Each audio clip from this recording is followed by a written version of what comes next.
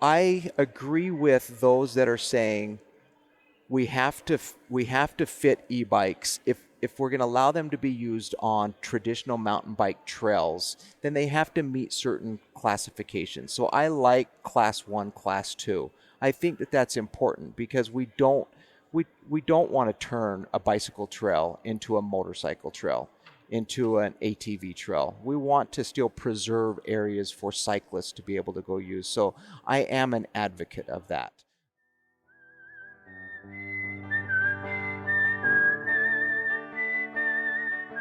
These are stories of outdoor adventure and expert advice from folks with calloused hands.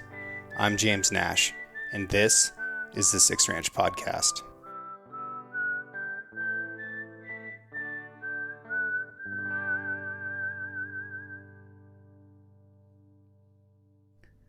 This episode of the Six Ranch Podcast is brought to you by Decked. That's Decked. If you don't know what that is, Decked is a drawer system that goes in the bed of a pickup truck or a van, and it'll fit just about any American-made pickup truck or van. It's a flat surface on top, and then underneath there are 2 drawers that slide out that you can put your gear in, and it's going to be completely weatherproof. So I've never had snow or rain or anything get in there. There's also a bunch of organizational features like the deco line, and there's boxes that you can put rifles or bows or tools, all different sizes. There's some bags and toolkits. There's a bunch of different stuff that you can put in there. But the biggest thing is you can take the stuff that's in your back seat out of your back seat and store it in the drawer system, and it's secure. You can put a huge payload of a couple thousand pounds on top of this deck drawer system. There's tie downs on it, so you could strap down all your coolers and your four-wheeler and whatever else you've got up there. It's good stuff. This is made out of all recycled material that's 100% manufactured in America. And if you go to decked.com/sixranch, you'll get free shipping on anything that you order. This show is possible because companies like Decked sponsor it. And I would highly encourage you to support this American-made business and get yourself some good gear. Okay, we've got Brian from Bakcou. We're in the Cryptech podcast booth here at Hunt Expo. Tell me about Bakcou just to get started. For those who don't know, I've been using one for a while, but generally, what are you? So Bakcou is a passion company. A passion company? It's a passion company, yeah. Dave and I both had careers before Bakcou came in and took over life. But we're passionate archery hunters. We love chasing elk in September. And it started with a need. We were looking for a way to get further into the backcountry, how to do it quietly, how to do it scent-free, how to move quickly. And so it really came out of searching for a way for us to get into the backcountry. So one of our taglines is built for hunters by hunters. Yeah. We really didn't look for e-bikes to sell them, to create a company and a product. It was more of a tool for us, and how can we become better, more efficient hunters. Yeah. You know, that scent aspect of things is really interesting. Yeah. I was hunting off scooters in North Carolina for coyotes in December, which is incredible. So we're using these electric scooters. We're riding in with night vision goggles. It's incredibly quiet. You can park the truck a mile or so away from your hunting location and ride in complete silence. One of the really interesting things about the scent, though, is if you have a continuous scent trail, like what a bike tire leads, when an animal intersects that, they can't tell which direction it's going, right? Love it. One of the most powerful books that anybody could ever read for hunting is called Predator-Prey Dynamics, The Role of Olfaction. Yeah. It's not a sexy title. It's not a sexy book. But you can learn how scent actually works. And if you're training a dog and you just drag whatever's making the scent in a trail continuously, when they intersect that, they can't tell which way it went. But if you make it hop, like what feet do, then they can tell instantly, right? So that's a really powerful thing that played into this hunt in North Carolina. We called in a coyote, killed it, took pictures of it. We've got white lights on everything. We go back to night vision and start to ride out, and there was a coyote coming down our trail. And that would have been impossible if we would have walked in, because it would have known which direction we were walking. Yep. But because it was on those scooter tracks, it didn't matter, right? Yeah. He didn't know which way we'd gone. Right. Its nose was down. It was aware of us. I've got video of all this on thermal. Oh, yeah. Right? But it still worked. That scent aspect of it is huge. Yeah, you can't underestimate that. Yeah. You know, anybody that sits in a hunting stand, if you're a whitetail hunter, you certainly know this. You can sit in that stand and watch a doe come through an area where you hiked in to get into your tree stand, and it's like somebody smacked them on the nose when they get to where your boots were on the ground. Yeah. They literally, you're putting down more scent through your boot than you actually realize. And the bikes just don't. Directional, one thing, and then just, I think, rubber, because, you know, most of us are riding on old logging roads, and there's been rubber rolling down these roads before. It's more of a natural scent to them, I think, than this human scent that is so strong, that comes with whatever we had for breakfast and whatever, you know, we campfire we sat around, or whatever it might be. So yeah, scent can't be underestimated for sure. Yeah. Oh, it's number one. If there's one thing to understand well in hunting, at least in the West, it has got to be scent and wind. It's scent. Yeah. 100%. Yeah. Yeah. And while we're on the subject, there's two types of scent that come off the human body, or any body. You leave a scent trail of odorants. So like, you know, molecules that are coming off your body in the form of breath or dead skin cells or hair, anything like that. So imagine everywhere you go, you're just dumping out a salt shaker. Mm-hmm. And that's going to stick to the ground everywhere you went. And then there's an odorant plume, which is the stuff that's evaporating off you. So when an animal is downwind and smells you, it's that odorant plume. It's the odorant trail if you're walking. And just a hot tip for people, a tactic that I've changed in the past few years is when I walk into a place, I used to like slip in and kind of stay in the shadows. You know, I walk through the hottest, most sun-exposed portion because nothing destroys those molecules faster than UV. Than that heat. Right? That sun. Yeah. So that's a hot take for somebody that I love it. wants a power play that's counterintuitive, but it really does work, because I've had elk walk over those places where I'm in the shade and they smell it hours later, but if it's in the sun, they don't. Yeah, that's good information. Yeah. I mean, any elk hunter learns real quickly. You got to understand thermals, you got to understand scent, you got to understand wind. If you can't get that right, then you may as well head back to camp and hang out at camp, because it's game over. Yeah. So electric vehicles, they're doing big things. Like you got in at an interesting time with this technology, and it's evolving really quickly. Yeah. Tell me about how that technology has changed between when you started and now. Rapidly. I mean, technology, just like everything else in this world, just seems to be, as soon as you come out with something, man, within 6 months they got something that's improved on it. But now we're getting things where you're able to find your bike. You know, we've got some really cool things that are coming out on our models where you actually, you know, guys will get out in an area and they'll put their bike down, kind of like you set a backpack down. You think, oh, I know right where that's at, and I'm going to find it when I come back out, and it's not there. There's technology now through GPS that you can actually relocate your bike. You can mark it and find it. You can actually alarms will be set when you walk away from your bike. It'll automatically it'll set an alarm and it'll lock the bike down. Or as you get within 50 yards of it, it'll unlock and you'll be able to get on your bike. So some technology that way. But then even just in the gearing and the motors and the electrical aspects of an electric bike have changed drastically as well. The hub motors. Yeah, right. Phenomenal. Yeah. So, you know, the big thing that people have to understand when you're looking at an electric bike, there's really two things that make an electric bike, and that is a motor and a battery. Yeah. That's what changes the whole thing. So when you're looking to find a bike for whatever application it is, the number one thing you want to look at is motor, because just like in a vehicle, there's a Honda Civic that is meant to run around town and it get great gas mileage, but it's not going to pull a 20,000-pound toy hauler. Or you've got a Chevy Duramax that's built to climb and built to pull and be a workhorse. The same thing is the case with e-bikes. You can go with a hub drive, which is more of a low torque, run around rolling hills, flatter ground e-bike, or you can go to something with a mid-drive, which works in concert with the gears of the bike and is built more for climbing, off-road use, rugged terrain, built for pulling, carrying, towing. And then even within that mid-drive class, kind of like you've got your Toyota 4Runner, your Toyota Tacoma, and then you've got your Tundra, and then you've got your diesel vehicles.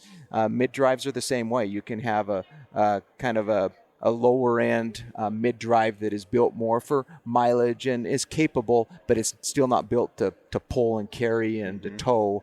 And so we build our bikes because our bikes are built for the backcountry. They're built to haul gear and haul people and to haul out your game when you get it. So our bikes are built around heavy duty, all metal gearing, componentry of the motor itself that is built and structured for that. Right. And then the next thing that you're going to look at is batteries. All batteries aren't created equal. Just like, when you go to the grocery store, you can buy a 9-volt for $3 or you can buy one for 12. Well, our batteries are built with the long-lasting lithium-ion cells. They're built with the $12 cell, kind of that Energizer Duracell type cell that is built to hold a charge for a longer period of time. So you can go further on a single charge, and they last longer. So, you'll get people ask all the time, well, how long will my battery last? Well, one, it'll last just like your car battery, 5, 6, 7 years if you take care of it. And two, you're going to get maximum distance out of it per charge. And so not only do you get a battery that's going to last for a long period of time, but it's also going to give you maximum distance during those 5 to 6 years that you're using it. Something I really appreciate about your guys' gear is that you undersell its capabilities. So, this doesn't happen across the outdoor space, right? If you get a sleeping bag that is rated for 30 degrees, that is the survival rating, right? So at 29 degrees, you die. Right. Right? Right. Yes, exactly. So like the Grizzly is the scooter of yours that I use, and I love it.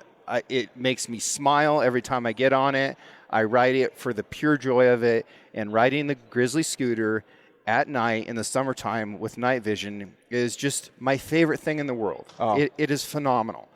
I think you have that rated for 270 pounds, something like that. Yep, right in that range. Right. So I'm 300 pounds, and I've put a trailer on it with 100 pounds of salt to go feed cattle. Yep. And it does all of that, right? Oh, yeah. I rode it from Enterprise, Oregon to Joseph, Oregon on the back roads. It was 18 miles with 1,000 feet of elevation gain, and it made it.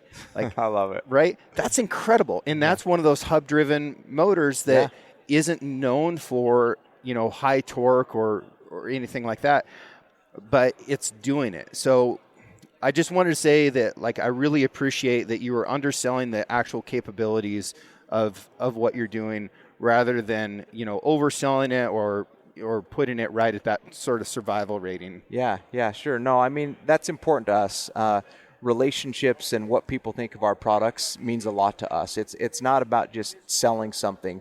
It really is selling a lifestyle, selling an adventure, selling something that is going to improve people's lives. And if they purchase it under a certain pretense that it's going to do this and it doesn't do that for them, then we take that personal. And so no, we definitely try to overbuild our stuff so that it'll do what you want it to do and the expectations that you have for it. And I love that Grizzly scooter. We built that similar to our bikes in the sense that it has about a foot of clearance. So you've got great clearance to go over some rocky terrain. Yep. It has that 1,000-watt hub drive motor that really will push you up some hills. It's not meant for a long, sustaining climb for an extended period of time, but it'll certainly climb. And then it's just built with great components from, you've got to have good brakes. You've got to have some hydraulic piston brakes that are going to grab that rotor and stop you. Because, like you say, when you're pulling 100 pounds behind you and you're weighing a couple hundred plus yourself, you got to have brakes that are going to stop you, keep you safe. And the brakes are quiet. Yeah. Right? Yeah. So, for me, when I'm on an electric scooter, electric bike, a huge portion of it is just sound. Yeah. And a bicycle is quieter than walking. It it can't have rattles, it can't have squeaks, and that fits the bill.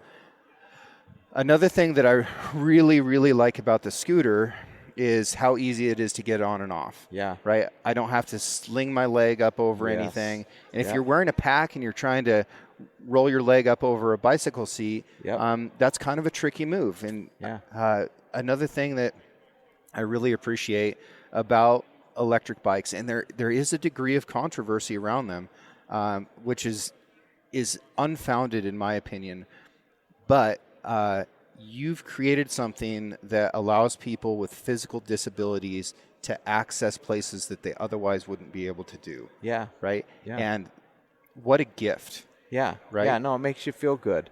I mean, in so many ways, it makes you feel good because you're enhancing people's lives. You're allowing them to get outdoors and to enjoy, get away from the stresses of life and enjoy life and take a little bit of break from the stresses of life.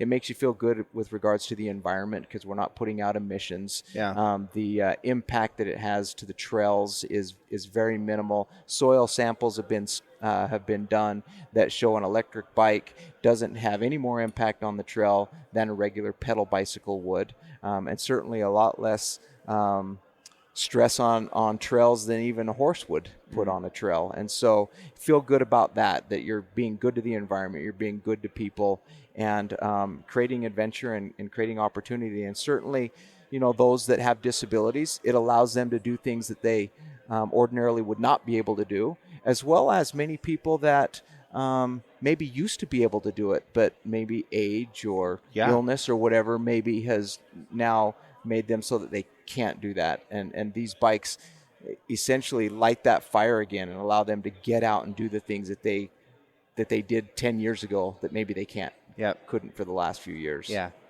Yeah. I think that's a very special thing.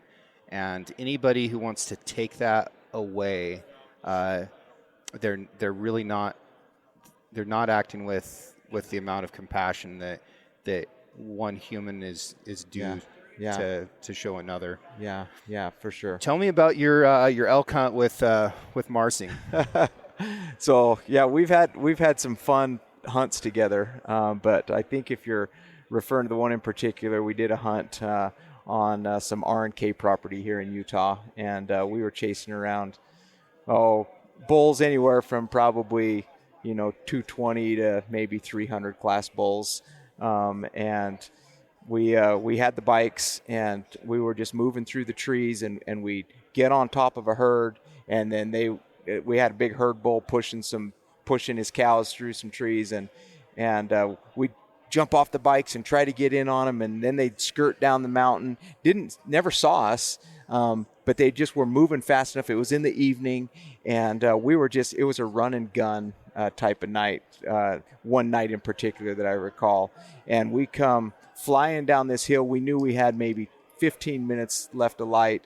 Brian had a call that he'd been blowing on all week long, and it was on its last leg. It was, as a matter of fact, he even had to take the not only the reed was going, but the actual tube was going, and so anyway, we flying down this hill and come around this corner, and he slams on his brakes. I slam on my brakes. My son's right behind me. He hits his brakes. We almost slam into each other. There's this whole herd of elk, maybe 80 yards out in the middle of this field, this big old herd bull screaming and going off, and we're trying to get in position of them.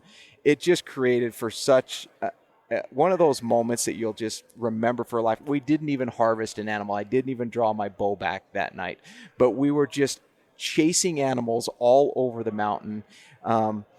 They never even saw us until that last herd out in the middle of the field, and then we tried to put the sneak on them. You've got 15 minutes of shooting light left, and by the time we could get into position, we got in some bad wind and shifted on us and kind of blew them out. But no, the bikes just allowed us to go from one end of the mountain all the way to the other end as this herd is moving through the trees, and he's pushing them down canyons and over little ridges and dropping down into this big meadow.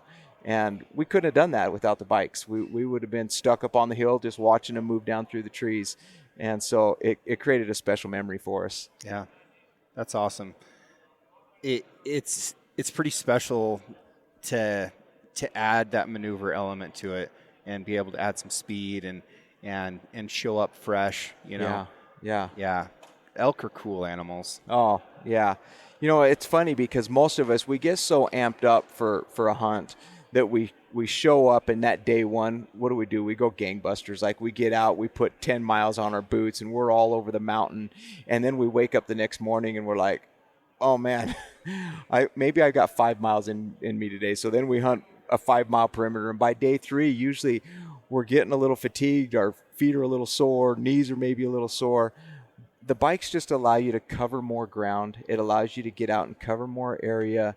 Instead of just saying, hey, I'm going to hunt this canyon today, you can ride that old logging road. You can throw bugles up every 100 yards or so, and you can cover that entire front, not just that one canyon. And they really are a game changer with regards to being able to cover more ground, to do it quietly, to do it quickly, to be scent free. And then it adds an element of just fun. Yeah. It really does. They're just fun to ride, and, you know, to feel the breeze out there. You're only doing 8 to 10 miles an hour, but you can hear animals. You can hear the bulls bugling up on the hillside when you're riding in, and it's a great experience. Yeah, it is. What's the future of this? Like, do you have a sense of where this technology might be in 10 years? Because it is something that's changing so quickly. It can be an impediment to somebody deciding to make a decision to buy this because they're like, well, what if something way better comes out next year? Yeah. You know, I think there's certainly going to be some advancements, but at the end of the day, we want them to be considered bicycles. So we're not trying to turn these things into a motor vehicle. We're not trying to turn them into a motorcycle. We want them to be a bicycle. That's what they're for. Right now, there's classes of e-bikes. There's class 1 through class 4. Talk me through that, because that's confusing to a lot of people, including myself. Yeah, so a class 1 e-bike we're in Utah right now. So a class 1 e-bike in Utah and in most states throughout the U.S., class 1 e-bikes are considered non-motorized. And so you can ride a class 1 e-bike anywhere that you could ride a regular pedal bicycle. And a class 1 e-bike meets requirements if the motor is 750 watts or less. Okay. And they chose 750 watts because 750 watts is the equivalent of 1 horsepower. So they said, well, if we're going to allow a horse on this trail, then anything that has 1 horsepower or less should be considered able to use this trail. So 750 watts or less. Next thing is it has to be pedal assist only. In other words, it doesn't have a throttle. You can't get on and hit a throttle and ride without using the pedals. So pedal assist, 750 watts or less. And then last thing is that the motor can't assist you beyond 20 miles per hour. Okay. So the motor can help you up to 20 miles per hour, but not beyond that. And at that point, you know, if you can pedal faster, then that's just fine. Anybody can do that on a regular bike, but the motor doesn't assist you beyond that. So that's class 1. Those three parameters. This is Utah specific? This is throughout the United States. Okay. Utah kind of adopted this policy because it was put into place. I don't know if it was California or what state first tried to classify e-bikes and kind of figure out where they fit with regards to bicycles and motorcycles and motor vehicles. And so they came out with these classes. And Utah adopted that. And like I say, most states throughout the U.S. adopt the 4 classifications. So that's class 1. Class 2 is exactly like class 1, except for you're allowed to use a throttle. So, and a lot of people will argue, well, does it matter if it's only a 750 watt motor and the motor only assists you to 20 miles per hour? Does it really matter if you use a throttle or if you're pedaling? Because there might be somebody that they're out riding and maybe they are trying to lose some weight. Maybe they're trying to get into better health and they can only ride so far with the pedals, and then maybe they need that throttle to help them, give them a little breather for 30 seconds, and then they start pedaling again. And so there's a lot of places that allow you to ride a class 2 bike. As a matter of fact, the national parks throughout the U.S., they allow class 1 and class 2 e-bikes to be used in all national parks. And then there's class 3. Class 3 goes back to what class 1 is. It's pedal assist only. 750 watt only, but it allows the motor to assist you to 28 miles per hour. Okay. So that allows you to get a little more speed, up to 28 miles per hour, a little more assistance.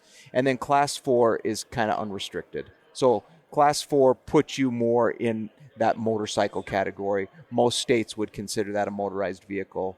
And you can have 1,000 watt or 1,500 watt. You can have a throttle. The motor can assist you as high as you want it to assist you. So so to answer your question of how's this going to evolve, technology is going to evolve, and we're going to probably have better gearing and shifting, and it's going to be more fine-tuned, and the motors are probably going to, over time, they're going to be built to last for 20 years instead of 10 years or whatever it is, longevity of components and stuff.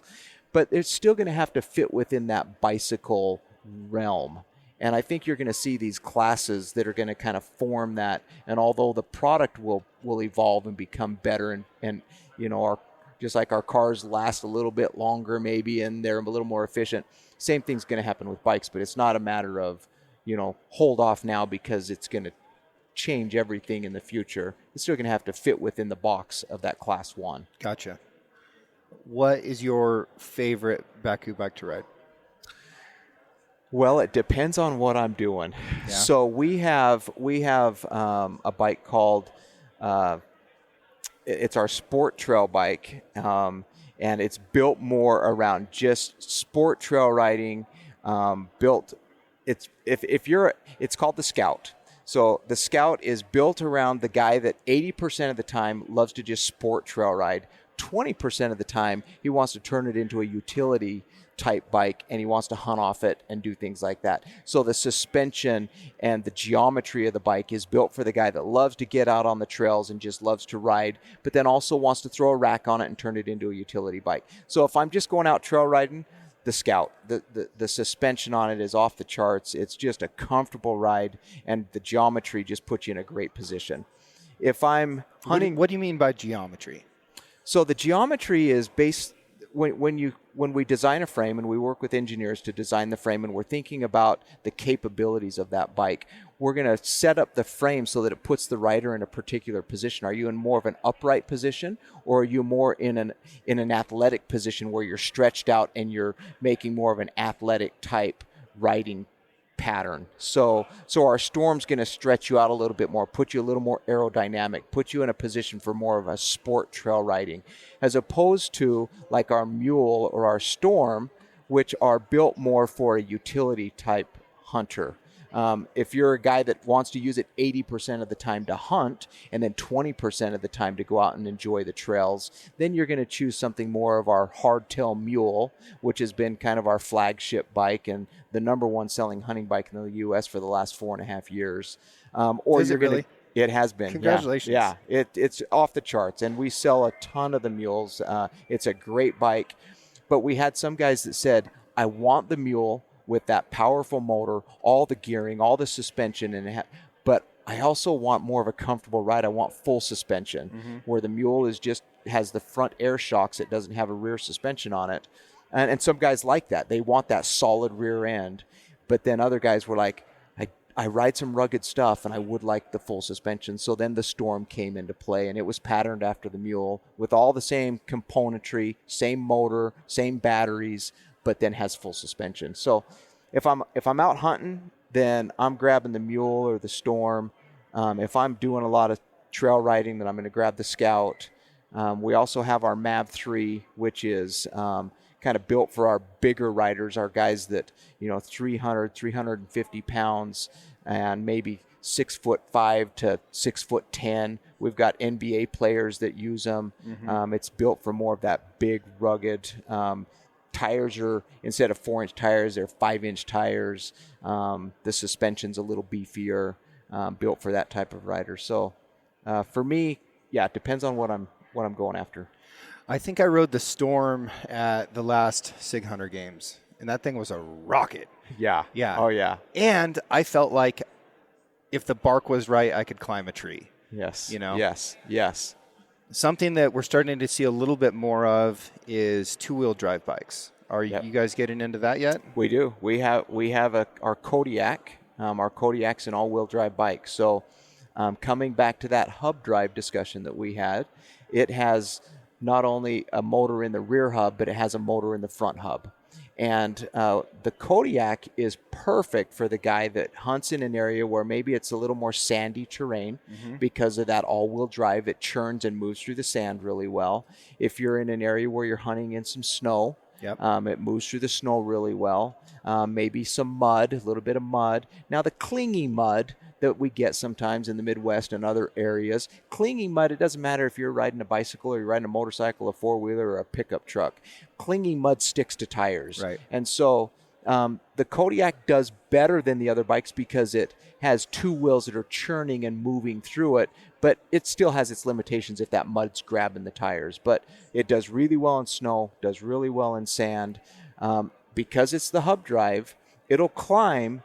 Even though it's all-wheel drive, guys would think, oh, well, that's going to out-climb the rest of them. No, it's still a hub drive. It still has front and rear hubs, and it doesn't create the amount of torque that mid-drive motor, ultra motor that we have on our Storm and on our Scout and on our Mule has. So you're going to choose that based on the terrain that you're riding in if you want the all-wheel drive for sand, snow, mud, stuff like that, but not necessarily for Western hunters that are climbing the steep stuff. Gotcha. Talk me through, and you did it a couple years ago, but talk me through sort of how these traditional derailleurs and stuff that we grew up with have changed, because now they're so much more reliable, so much more internal. The shifting is a pleasurable experience rather than like, I feel like this bicycle is going to eat me at some point. You know? Yeah. Well, one thing that we pride ourselves on at Bakcou is that we use top-end components, and we use them from reputable companies. We design our own frames, we engineer our own frames, and we do that because of the applications that we want to use them for. But we're not going to pretend that we know everything about every component of every bike. We don't build our own spokes. We don't build our own cassettes and our own shifting mechanisms. So we use the top brands in the industry. We use SRAM and we use Shimano. And as these companies advance and get better at what they're doing, then it only helps us in providing that product on our bikes that makes our products and our bikes better as well. And they have advanced. They've got the timing down. They've got the cable, the poles, and the way the cables pull, and the way the derailleur moves the chain across the cassette better. They've got narrow and wide teeth on the cassettes that allow it to roll better and just perform better. And then there's little set screws in the derailleur that allow the novice or the lay person to be able to adjust their derailleur very easily. You don't have to take it to a bike shop and have a professional do it anymore. You can actually adjust it with just a little Phillips screwdriver right on the trail. If you feel like something's just not shifting correctly, it allows you to be able to dial things in. Yeah. And it's just more reliable. Yeah. Like there's such, it feels to me like you're not having to take your bike into the shop and get everything tuned right because it's trying to skip between gears. Right. No. And that is one thing that, just cycling in general, they've just gotten better, these component companies, that's what they do. And, we do have some input. So there's some things like we've come out, e-bikes are new for the most part in the U.S. They haven't been around very long. When Bakcou started in late 2016, we didn't know of any other hunting e-bike brands out there.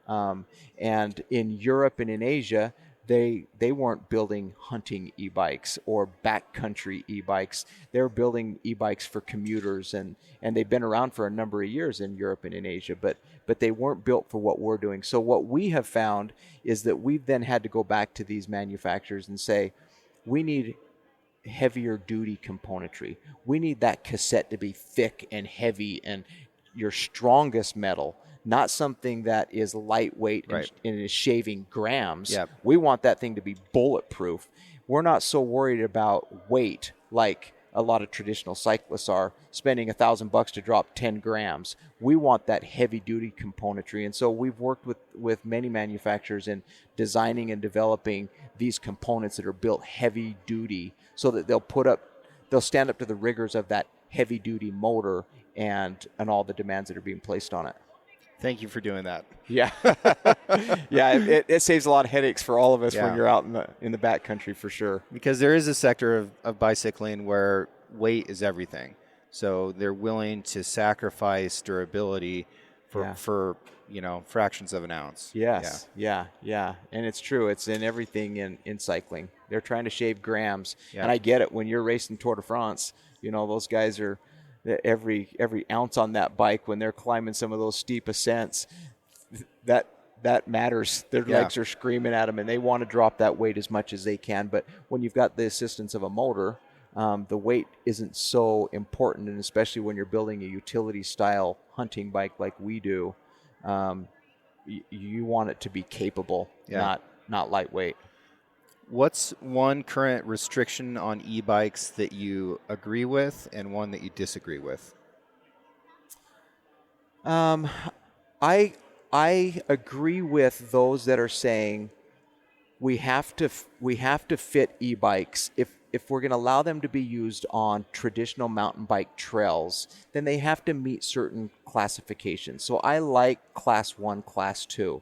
I think that's important because we don't want to turn a bicycle trail into a motorcycle trail, into an ATV trail. We want to still preserve areas for cyclists to be able to go use. So I am an advocate of that, a big advocate of that. And in staying within, staying within where we fit.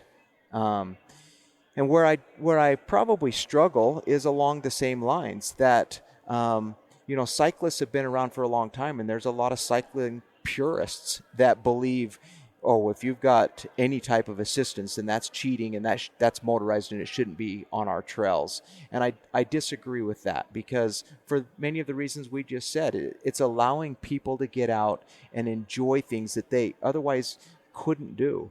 And it's a different type of enjoyment, even for somebody like myself. I've raced triathlons, I raced Ironman events, and I was a cyclist long before Bakcou came along, and I love the burn in my lungs of riding a bike and climbing hills. But this is a different type of recreation, a different type of enjoyment.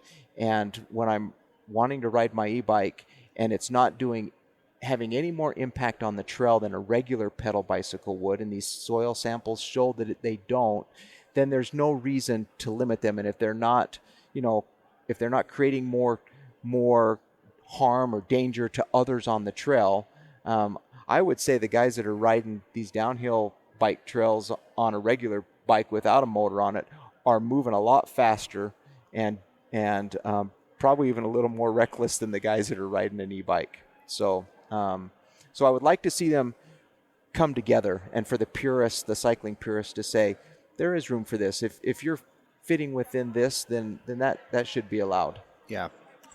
I see some of that elitism in the archery sector with guys that are longbow only or guys that are trad bow only, so they'll accept recurves. Yep. And then there's so many compound guys that just abhor the thought of shooting a crossbow. Yeah.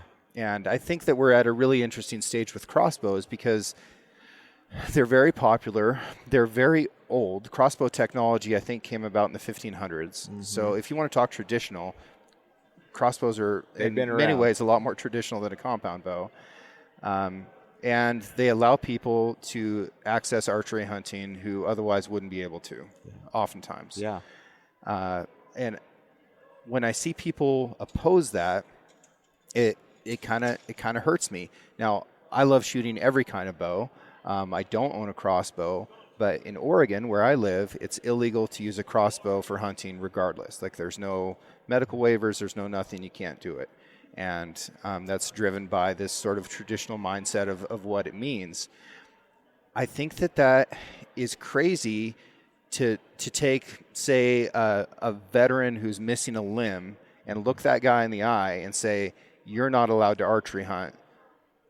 You can't take a crossbow. If somebody's using a crossbow, that affects my experience of using a compound or a recurve. Yep. Not at all, right? Doesn't affect me at all. And every argument against crossbows was once used against compounds. Exactly. Right? We just changed it by 20 years. Yes. And if you go back to the, early 90s, everything that people were saying about compounds is exactly what they're saying about crossbows today. Exactly. So I keep coming back to it, but it's so important to me for people to be able to access nature, to move around.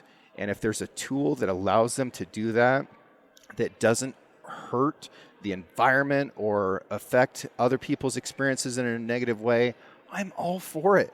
All for it. So I think people need to be a little bit more open-minded about this.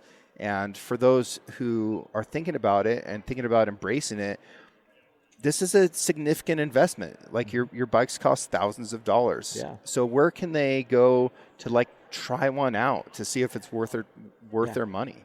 Well, we have dealers throughout the U.S., so they can find us at www.bakcou.com. How's Bakcou spelled? Bakcou.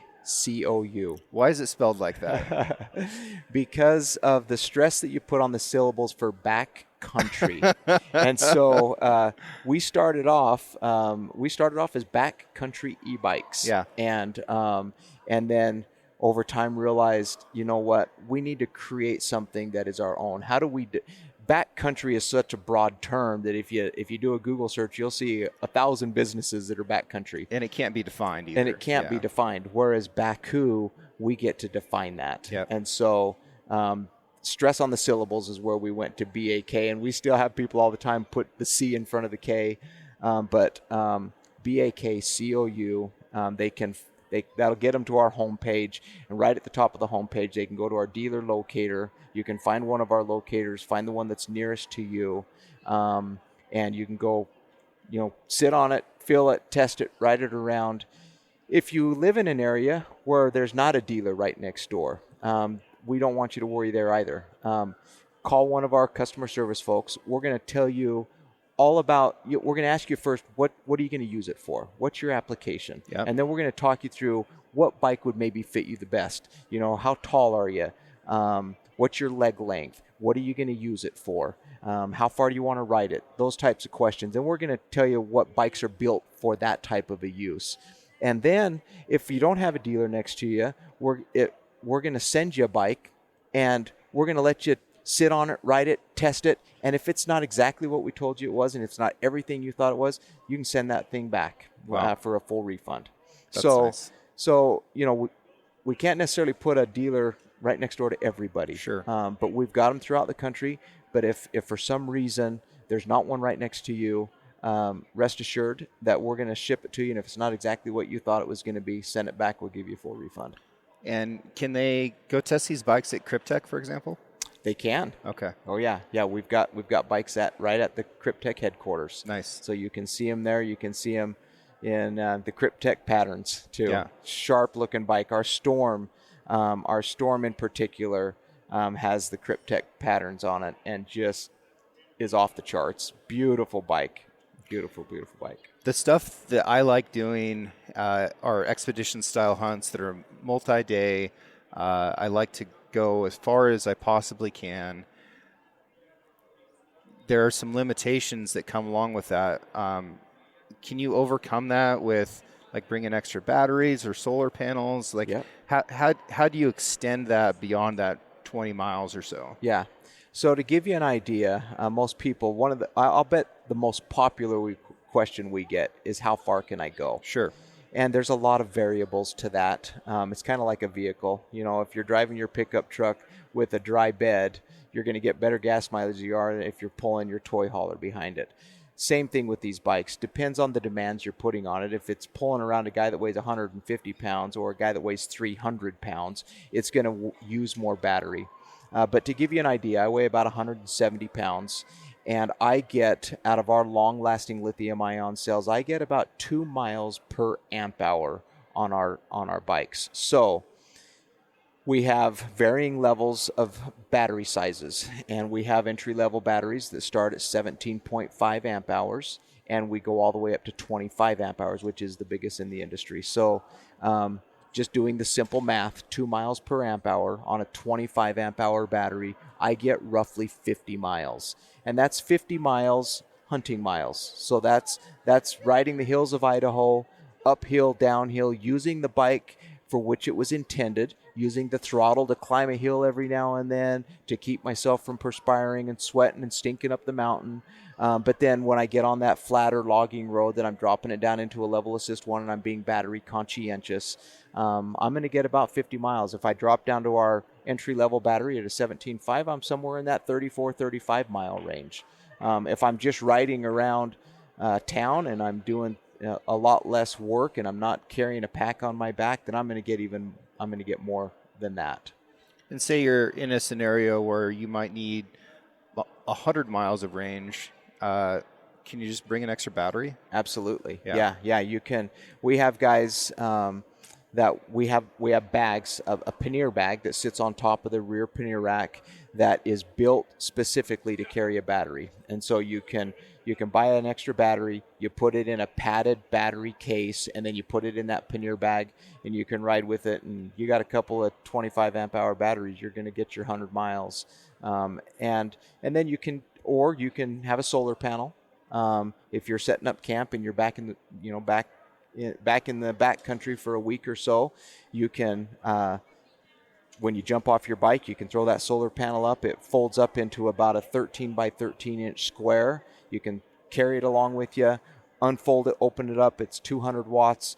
It'll take about 4 hours to charge a battery. If you've got a clear view of the sun, that's not bad. About 4 hours to charge that battery from zero all the way to full. That's a lot less than what I would have expected. That's a really fast charge. And it does have something to do with a clear view of the sun. Sure. If it's a cloudy day, it might take another couple hours, but you don't need to have it fully charged. If you ride that thing back 5 or 6 miles and you just want to top it off, it's going to do that in 45 minutes, half hour. Wow. So you've got options. And if you want to have 2 batteries and leave one at camp and one's charging while you're out riding the other one, you come back each day and you just swap one out and you take off. We have a lot of guys that do that as well. Well, the strongest endorsement that I could possibly give, and I keep coming back to it, folks, if you are predator hunting or interested in it, and you can get your hands on one of these scooters and night vision, or even just a headlamp. Like if you don't want to spend the money on night vision, just get a headlamp with a red lens, and you can really sneak in there. But if you can get some night vision and a helmet to be able to make that wearable, I'm telling you, there's just no greater joy than riding backcountry roads or trails at night with night vision and just watching the world that you didn't know existed, slipping into those spots, doing your coyote stand for 15 or 20 minutes, moving on to the next one. It is just some of the most fun hunting I've ever done in my life.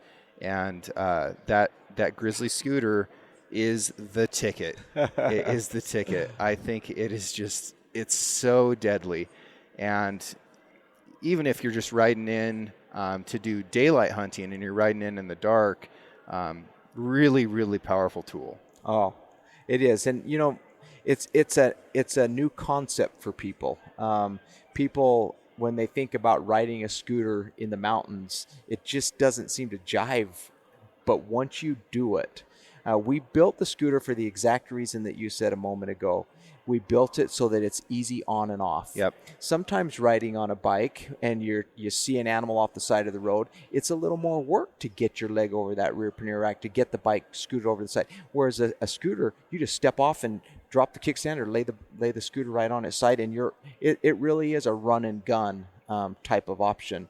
And so we have more and more people that are recognizing that. And as the word gets out, we have 2 big scooters. We have our Timberwolf and our Grizzly. You've mentioned the Grizzly, which is a 1,000-watt rear hub and really good clearance. Gives you about 13 inches of clearance, gives you a big wide platform for your feet to stand on. Our Timberwolf is 2 500 watts, so it's an all-wheel drive, but 500 watts. So it comes back to application. What are you going to use it for, and how are you going to use it? It doesn't have quite as much clearance. It's got more of 6 to 7 inches of clearance, but it's built more for riding in those areas where maybe you're going to be in some sand or some snow or some mud, and you need to be able to churn through some things a little bit more that way. And as people are learning more and the application of the Grizzly and the Timberwolf scooter, we're getting far more comments now than we were 6 months ago about how it's changing the way people are enjoying the backcountry, the outdoors. It's the ticket for me. And the ground clearance is huge, but it's still really easy to step on and off of. It's really quiet to step on and off of. There's nothing that you're going to hang up on. Yep. I stripped almost everything off mine. So, like, if you could bolt it on, I've unbolted it off at this point. So it's very, very slick, and it's extremely quiet. And I just get off. I quietly set the thing on the ground, and then go about doing whatever I'm going to do. It's full suspension. It has huge tires. Yep. Right? How big are those tires? They're 26-inch tires, and they're 4-inch fat tire. Right. So 26 by 4, which is exactly what we have on our Mule and on our Storm and on our Scout. So this isn't the lime green thing that you're scooting around town in. No, like this is a real full suspension thing. This is a big, fat 26-inch fat tire like you'd have on your bike. Yep. And the platform that you stand on is big. It's like standing on a wider skateboard or something. Yes. Like, you could pull off dance moves on that thing. Exactly. No, and you hit on a key point there.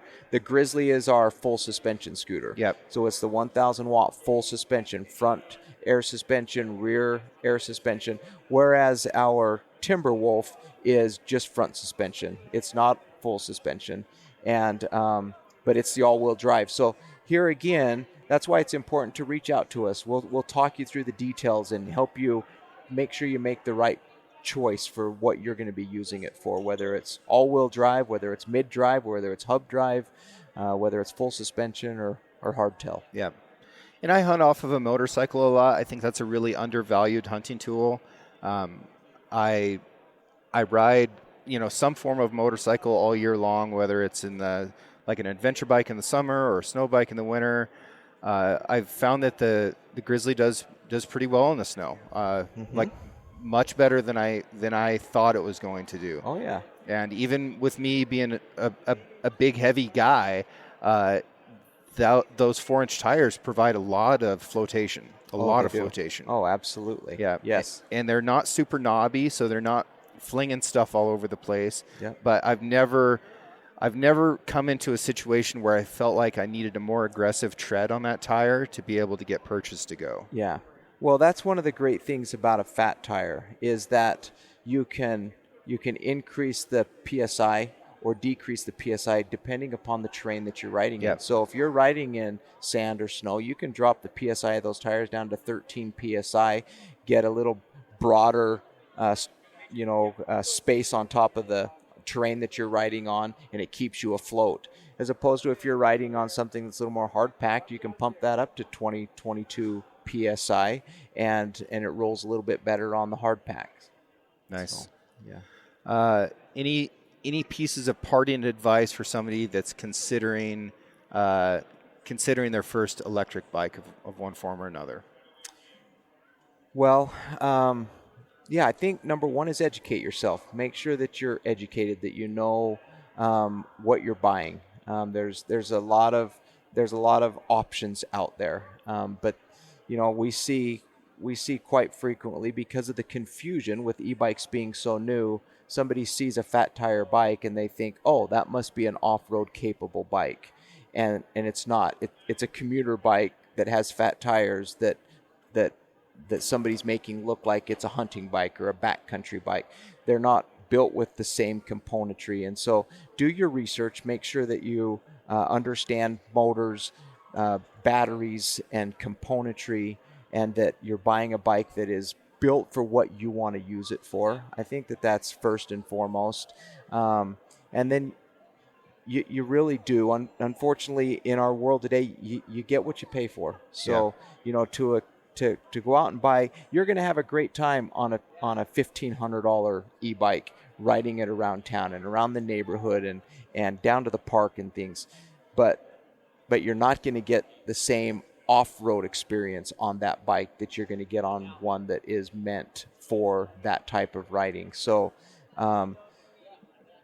sometimes that little extra money, I would say, in motor and in battery, is going to make you a happier consumer in the long run, because they're expensive. Whether you're spending $1,500, you're spending $6,000, they're a lot of money. Yep. And so you want to make sure that it's gonna last, and that you're going to be able to have several years of enjoyment out of it.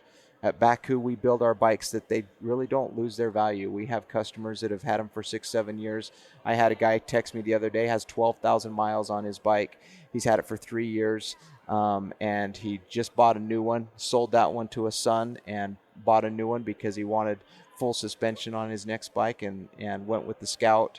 And so buy something that's going to hold its value, that you can upgrade or move down to another family member when you get another one. Yeah, I think that's really solid advice. The only thing that I would add to that is don't be afraid to try it. Yeah. If bicycles haven't been your thing in the past, maybe you wrecked on one, you had some kind of a bad experience, this is different in a meaningful way.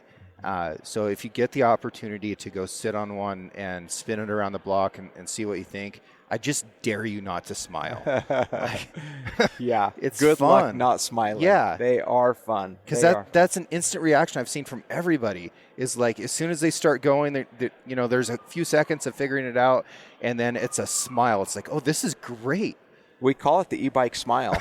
And as a matter of fact, at shows for the first 3 or 4 years, we haven't done it the last couple of years, but for the first few years, even here at the Western Hunt, we would set up trail cams to capture that first 10 seconds when somebody would ride through one of our test areas. Yeah. Because we knew what they were going to do. That smile, because they couldn't anticipate just how cool it really feels when you're out there. And to speak towards safety, I love how you mentioned, don't be afraid of it. We do build our bikes with these fat tires for a safety reason as well. They're very stable. Yep. You're riding off road, which the fat tire gives you a lot more stability, but it also gives you stability even on hard pavement. Yep. We've all ridden bikes before where we come around a corner and we think, oh man, if I hit that gravel, it's going out from underneath me. You don't feel that on our bikes because of the geometry, the way they're set up and built to be stable.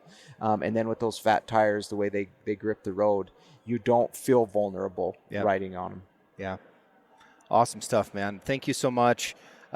Folks, if you're all interested, at least go to the website, which is bakcou.com. And if you've got questions, give these guys a call. They're going to be more than happy to help you with it. And if you've got more questions about my experience, specifically with the Grizzly, because that's what I've ridden the most, of course, you can reach out to me on Instagram anytime, and I will get back to you. Love it. Thank you very much, sir. I appreciate it. I hope you have a great show. Yes, Thank you wonderful. for your time. You too. Thank you. I just want to take a second and thank everyone who's written a review, who has sent mail, who has sent emails, who has sent messages. Your support is incredible. And I also love running into you at trade shows and events and just out on the hillside when we're hunting. I think that that's fantastic. I hope you guys keep adventuring as hard and as often as you can. Art for the Six Ranch podcast was created by John Chatelain and was digitized by Celia Harlander. Original music was written and performed by Justin Hay, and the Six Ranch podcast is now produced by Six Ranch Media. Thank you all so much for your continued support of the show, and I look forward to next week when we can bring you a brand new episode.